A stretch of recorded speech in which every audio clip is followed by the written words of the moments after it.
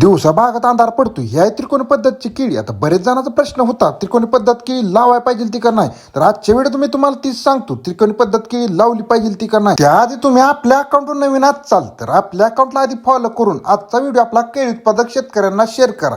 तर हा कोल्हापूर मधला प्लॉट आहे बरं का. बरेच जणांचा प्रश्न होतं की प्लॉटची वेन चालू झाली का नाही सांगा. तर हे प्लॉटची वेन चालू झालेली आहे. शेतकरी की नाही रानात नवीन नवीन प्रयोग करतो त्याच्यामुळे की नाही शेतकऱ्याला प्रयोग करून द्यावं असं माझं तर म्हणणं आहे. कारण की नवीन प्रयोग केल्यानंतर काय होतं हे शेतकऱ्याला समजतं. आणि कसं आहे माहिती आहे का, रानात किती जरी घातलं जरी काय नाही आलं तरी प्रत्येकाचं समाधान आपल्या जमिनीकडे बघून होतं. तर आता तुम्हाला सांगतो ही प्लॉट जी आहे कमीत कमीत वेनला 9 ते 10 महिने घेतो आणि हार्वेस्टिंग होस्तोर 14 महिन्याचा काळ ह्या प्लॉटला जातो किंवा 1.5 वर्ष बी लागतं त्रिकोणी पद्धतीला. या प्लॉटला की नाही ड्रीप नाही.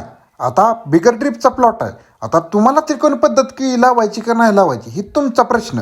आता खरी लागवड पद्धत किती आहे तर आम्ही आता 7-5 वर केळी लागवड करतो बरं का. आमच्या भागात म्हणलं तर 7-5 केळी लागवड करायचं योग्य अंतर ठरवलं जातं. तर हा प्लॉट मधला घडवेन चालू झालेला आहे. आता एवढा मोठा घड पडलाय म्हणजे घडात बी काय अडचण आली नाही बरं का. केळी लागवड केली पण हार्वेस्टिंगला व्यापारी येत नाही. आता बरेच जणांचा प्रश्न आहे. आता लागवड करताना तुम्ही एकर तर लागवड करा किंवा 2 एकर लागवड करा.